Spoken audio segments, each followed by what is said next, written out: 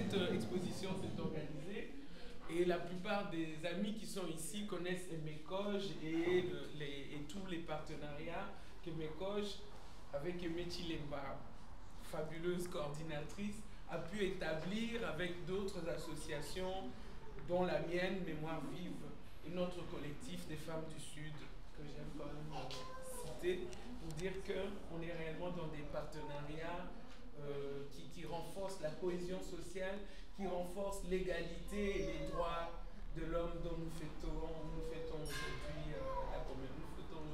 la commémoration. Donc, Monsieur Delisle, je vous en prie. Oui. Merci bien. Bonjour à tout le monde, évidemment. Tous les hommes sont nés libres et égaux en dignité et en droit. C'est ce qui figure dans le premier article de la Déclaration universelle des droits de l'homme. Et cette déclaration a été adoptée il y a plus de 60 ans par les membres des Nations Unies.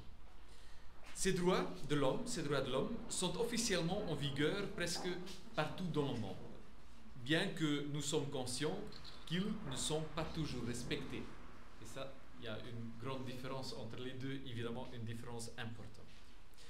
Chacun peut se prévaloir de tous les droits et de toutes les libertés proclamées dans la présente déclaration, sans distinction aucune, notamment de race, de couleur, de sexe, de langue, de religion, d'opinion politique ou de toute autre opinion d'origine nationale ou sociale, de fortune, de naissance ou de toute autre situation. Il s'agit du deuxième article de la Déclaration universelle des droits de l'homme. Et quel article? Ce qui y figure est terriblement important, évidemment. Il est écrit que chacun, blanc ou noir, homme ou femme, musulman, hindou ou chrétien, a les mêmes droits. Que chacun a droit à un enseignement primaire gratuit pour aller travailler, pour avoir sa propre opinion, que chacun a droit à des divertissements. Ces droits de l'homme sont officiellement en vigueur presque partout dans le monde, comme je disais, mais comme je l'ai déjà dit, nous savons qu'ils ne sont pas toujours respectés partout. Même à Bruxelles, nous constatons que tous les jeunes ne bénéficient pas des mêmes opportunités, ou que beaucoup de jeunes bruxellois ne trouvent pas d'emploi, par exemple. Et c'est pour cette raison que la politique d'égalité des chances de la région bruxelloise est si importante. Car ces droits universels de l'homme doivent également être appliqués ici, au niveau régional. À Bruxelles également, nous devons veiller à ce que la liberté d'expression soit respectée, que chaque jeune reçoive l'opportunité de s'épanouir, que chacun soit jugé à sa juste valeur, sans distinction aucune de son sexe, sa couleur de peau ou de son orientation. Nous écouterons tout à l'heure peut-être aussi de la musique rap de la troisième vie du chat, quand je suis bien informé. Ce sont des jeunes bruxellois aussi qui savent ce que c'est de cohabiter avec différentes cultures. Ils connaissent l'importance du respect, ils connaissent l'importance de l'égalité des chances et que toutes ces cultures, ce melting pot à Bruxelles, est un atout que nous devons mettre à profit, mais évidemment, ce n'est pas toujours évident, ça on sait aussi. Dans le domaine politique, les Nations Unies sont un partenaire important pour nous. Chaque année, chaque ministre de la région bruxelloise rend un rapport Pékin aux Nations Unies, dans lequel nous expliquons quelles initiatives nous avons prises à Bruxelles pour, entre autres, promouvoir l'égalité entre les hommes et les femmes. Nous organisons également, déjà pour la troisième année consécutive, la quinzaine de l'égalité des chances et de la diversité à Bruxelles, afin d'insister sur le fait que les jeunes doivent bénéficier de toutes les opportunités qu'ils sont et que vous êtes l'avenir de Bruxelles évidemment aussi. Lors de cette quinzaine, nous démontrons également que cette grande diversité à Bruxelles est justement un de nos atouts et pas une menace comme certaines personnes le voient. Ou ailleurs, qu'en Belgique, il existe autant de cultures à découvrir et de langues parlées, mais nous devons veiller à ce que cette diversité soit respectée, évidemment. Et cette année, nous avons réalisé une mini-version des droits universels de l'homme. J'exagère peut-être un peu, mais bon. Nous avons rédigé le charte pour le respect, que chaque Bruxellois peut signer. Afin de pouvoir faire une déclaration forte, les Bruxellois exigent le respect. Et pourquoi est-ce que c'est important? Parce qu'on ne veut pas seulement une tolérance, on ne veut pas être toléré, évidemment, dans notre diversité, mais on veut être respecté. Et ça, c'est très important parce que ça, évidemment, est au niveau des personnes. Si moi, je vous respecte, vous allez me respecter. Et c'est quelque chose qui est beaucoup plus stable, beaucoup plus une chose de long terme qu'une tolérance qui peut à chaque moment finir ou on peut à chaque moment mettre fin. Avec toutes ces initiatives, nous faisons de Bruxelles une ville où il fait bon vivre pour les jeunes et où l'on a envie de passer ses vieux jours. C'est l'objectif de ma politique d'égalité des chances, mais aujourd'hui, vous pouvez avant tout découvrir à cette exposition ce que comprennent les droits universels de l'homme, ce que l'égalité des chances signifie concrètement. Je vous souhaite dès lors à tous et à toutes une journée passionnante et je vous remercie pour votre engagement et votre enthousiasme parce que c'est comme ça qu'on fait bouger les choses. Merci bien. Merci à vous.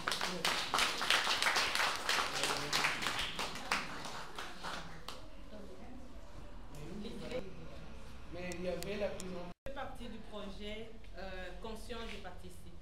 Pourquoi Conscient, je participe? Nous sommes partis de l'idée que si chaque personne connaît ses droits, c'est plus pratique de participer dans la société et d'exiger le respect. Et alors, dans ce cadre-là, nous nous sommes dit la Déclaration universelle des droits de l'homme, c'est l'instrument fondateur de tous les instruments internationaux. Seulement, il a été adopté par les États en 1948 et est rédigé dans des termes techniques et un langage sophistiqué pour les communs des mortels. Et nous nous sommes dit, pour le rendre à la portée de toute personne et de toute femme, c'est mieux de l'illustrer pour dépasser la barrière de l'apprentissage de la langue pour ceux qui ne maîtrisent pas le français. Et nous avons fait appel à l'artiste peintre Albert Zolana pour l'illustrer, pour que ça puisse être compréhensible par tout citoyen. De cette manière, toute personne pourra s'en approprier et par la suite exiger le respect de ce droit et son application au quotidien. D'où l'importance du titre « Conscient, je participe ». Et nous nous sommes dit également que dans ce cadre-là, nous allons apprendre aux gens à pêcher les poissons, qui est un adage qui dit que « apprends-moi à pêcher plutôt que de me donner du poisson ».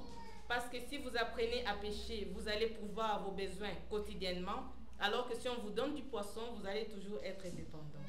Ainsi, nous remercions une fois de plus le secrétaire d'État pour avoir soutenu notre projet et avoir permis la réalisation de cette exposition qui fera le tour des associations et des institutions qui sont intéressées pour continuer notre œuvre. Merci à vous. Bon, maintenant, par rapport à son engagement artistique. Eh bien, merci de m'avoir accordé cette parole. Je n'ai pas grand mot ou un discours pour prononcer ici, à cet endroit, mais simplement sachez bien que ce que j'ai fait pour vous faciliter à lire le message, à entrer en profondeur, entrer en profondeur du message même et découvrir au fin de ce qui est déjà écrit et en faire une comparaison. Et c'est un instrument de travail qui pouvait être pour vous vraiment dans le bon sens pour que vous alliez de l'avant. Bon, en tant qu'artiste, j'ai immortalisé ce que l'écrivain, ce qu'ils ont mis sur plume et mettre ça vivante. Merci de votre attention. Sur la première page, qui symbolise d'abord, qui résume le tout. Donc, c'est-à-dire que la Déclaration universelle parle tout simplement la paix. Si on met ça en application, il y aura la paix dans le monde. Raison pour laquelle j'ai essayé un peu d'illustrer le globe terrestre, c'est-à-dire que le monde, et la colombe, symbole de la paix. Et voilà. Et le reste, donc on commence par le numéro 1, 2, 3, il y a des articles 1 jusqu'à 30. Voilà. Oui, voilà, c'est ça. Et donc, voilà. Pourra conserver ce qui est sur les... Et ça, c'est l'article 1 sur la Déclaration universelle des droits de l'homme qui parle de l'égalité, la liberté et de la fraternité.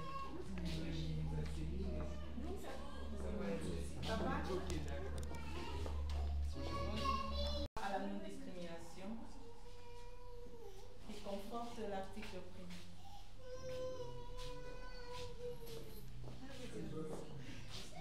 Et l'article 3 qui porte sur le droit à la vie et à la sécurité. Le droit au repos. Là, c'est le 9.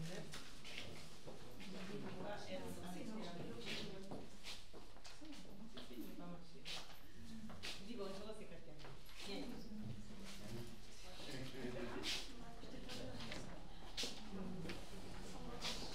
Il y a droit à la liberté de pensée, de conscience et de religion. Il y a droit à la liberté d'opinion et d'expression. Il faut trier tout.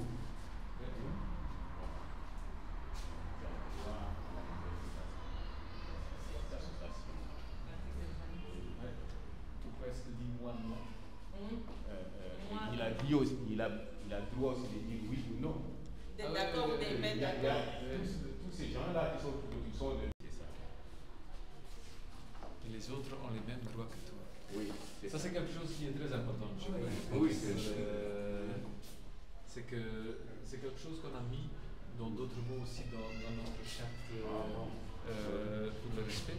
C'est-à-dire, si tu montres le respect pour quelqu'un d'autre, ça veut dire que tu es ouvert Oui, à ça, l'autre c'est vrai, oui. et que tu ne veux pas imposer vos droits et vos valeurs à l'autre. Oui, ça, Il c'est faut vrai. accepter que l'autre est différent et c'est pas grave. Tout le monde a la liberté de vivre comme il veut, Oui, oui, c'est jusqu'au ça. moment que cette liberté ne touche pas à la liberté de quelqu'un d'autre, évidemment. Exact. Oui, et c'est vite dit, c'est pas facile, fait, évidemment. Voilà, ça Ouais. c'est... Il est en train de dire ne peut détruire, c'est ça. C'est signé comme ça, on ne peut pas. Donc, c'est ça, tout ce qui s'est passé.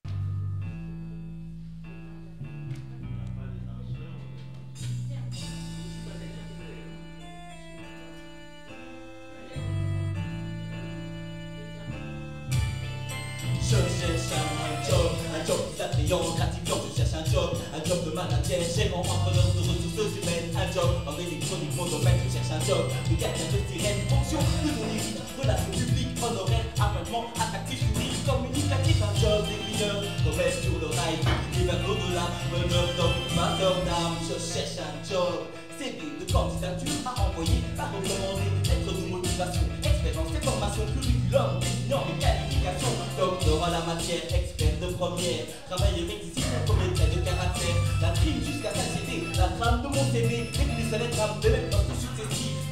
Ouais, bah dans tout ça, j'y galère trop.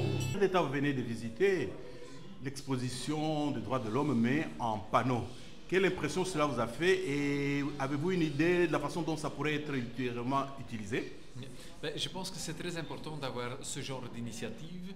Pourquoi? Parce que la Déclaration des droits de l'homme est très importante, a une très grande influence sur la manière dont nous vivons nos libertés. Il y a trop peu de gens qui les connaissent, qui savent ce qui est dans cette déclaration. Et donc ça veut dire que certaines personnes ont des droits, mais n'utilisent pas ces droits. Et je pense que ça c'est quelque chose qui est déplorable. Et donc pour cela, je suis très contente avec ce genre d'initiative qui, d'une façon vulgarisante, essaie d'expliquer à un public très large ce qui sont ces droits. Durant la quinzaine que vous patronnez, est-ce que vous pouvez rappeler les points saillants ou le thème essentiel sur lesquels vous aimeriez attirer l'attention des Bruxellois. Oui. Donc pendant 15 jours, nous travaillons sur l'égalité des chances et de la diversité. Et le thème central de cette quinzaine, c'est le respect. Pourquoi est-ce qu'on a choisi ça? Parce qu'il y a quand même beaucoup de problèmes dans le vivre ensemble à Bruxelles. Et nous pensons que ce n'est pas une tolérance qu'il faut avoir, hein. Il ne faut pas tolérer les autres. Moi, je ne veux pas être toléré, mais je veux être respecté. Et je pense que si tout le monde respecte les autres, à ce moment, tous les problèmes des Bruxellois sont résolus. On ne va plus avoir des problèmes avec le vivre ensemble. Mais le respect, c'est quelque chose qui n'est pas facile, évidemment. Parce que le respect, ça veut dire, moi, je vous respecte, donc je suis ouvert à la façon dont vous menez votre vie. Et je n'impose pas mes valeurs et mes normes à vous. Évidemment, le respect, c'est aussi quelque chose qui va dans les deux sens. Et donc, si moi je vous respecte, il faut aussi que vous me respectez et que vous laissez cette même liberté à moi. Une liberté, évidemment, qui s'arrête au moment qu'on touche à la liberté de l'autre. Le respect, c'est vraiment quelque chose qui est mutuel. Bien, merci.